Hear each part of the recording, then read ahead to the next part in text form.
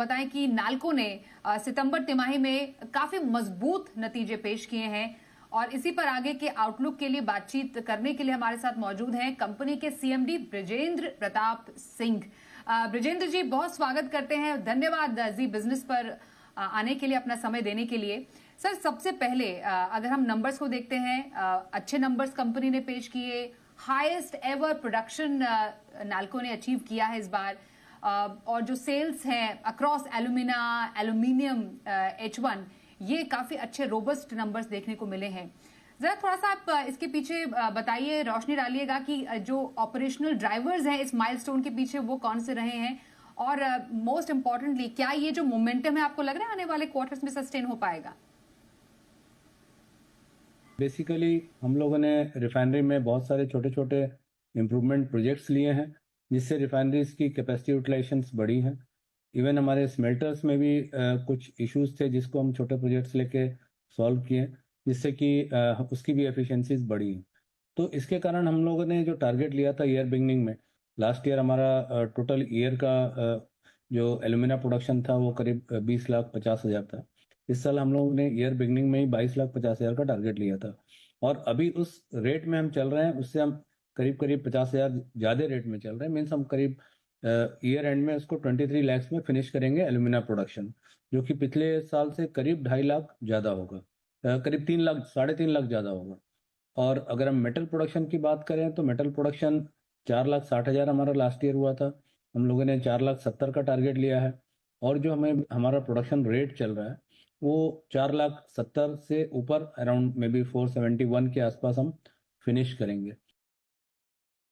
जी, तो सर आपने जो प्रोडक्शन रहा, सेल्स रहा, उसके पीछे के की ड्राइविंग फैक्टर्स तो बता दिए। ऑपरेशनली अगर देखें तो कंपनी ने काफी अच्छा परफॉर्म किया है। प्रॉफिट अगर देखें लगभग 37% अप है, मार्जिन 45% पर आते हमने देखे हैं। इस परफॉर्मेंस के की ड्राइवर्स क्या रहे हैं? अगर हम देखें तो हमारे इस साल H1, अगर हम H1 लास्ट ईयर के फाइनेंशियल ईयर 24-25 और H1 25-26 के कंपेयर करें, हमारे रेवेन्यूज करीब 1,200 करोड़ बढ़े हैं, बट हमारे एक्सपेंसेस खाली 300 करोड़ बढ़े हैं, जिसके कारण हमें दिख रहा है कि प्रॉफिटेबिलिटी में काफ़ी इंप्रूवमेंट है। लास्ट ईयर के पीबीटी से इस साल के H1 के पीबीटी में अराउंड 47% का ग्रोथ है। हमारी एबिटा मार्जिन अराउंड 46% है, और हमें पूरा विश्वास है, हम जो मॉडिफिकेशन सब लोगों ने किया है, जो थ्रस्ट दिए हैं प्रोडक्शन में, ये H2 में भी कंटिन्यू रहेगा। और अभी इक्विपमेंट के हेल्थ अच्छे हैं, और हमेशा हम ये देखा जाता है कि H2 में, स्पेशली Q3 एंड Q4 में प्रोडक्शन ज़्यादा होता है, क्योंकि ड्राई सीजन होते हैं, हमारे जो रिपेयर्स ऑलमोस्ट खत्म हो गए हैं, तो हम H2 में H1 से भी और बेटर करेंगे। ब्रजेंद्र जी, अब थोड़ा एक्सपोर्ट ट्रेंड पर बात कर लेते हैं। हमने आपसे समझना चाहा है आपकी एक्सपोर्ट वॉल्यूम्स किस तरीके से शेप अप हो रहे हैं सर, जो स्पेशली जो एल्यूमिना एक्सपोर्ट्स है उसको लेकर आप थोड़ा सा आगे का आउटलुक दीजिएगा, और क्या डोमेस्टिक सेल्स को लेकर भी कुछ खास फोकस बनाने की प्लानिंग चल रही है?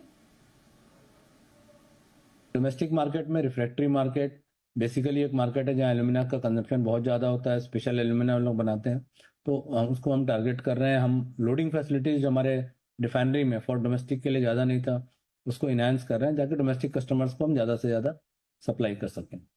एक्सपोर्ट हमारा 4 शिपमेंट का टारगेट है, 4 to 5 शिपमेंट्स पर मंथ। एक शिप अराउंड 30,000 टन का होता है, around in between 120 to 150, 120 to 150,000 ton का एल्यूमिना हम एक्सपोर्ट करेंगे एवरी मंथ। बिल्कुल, तो आगे का प्रोजेक्शन सर आपने बताया और दमदार नतीजे भी कंपनी ने पेश किए हैं। बहुत बहुत धन्यवाद करेंगे ब्रजेंद्र जी आपका हमारे साथ बातचीत करने के लिए और जी बिजनेस को अपना समय देने के लिए।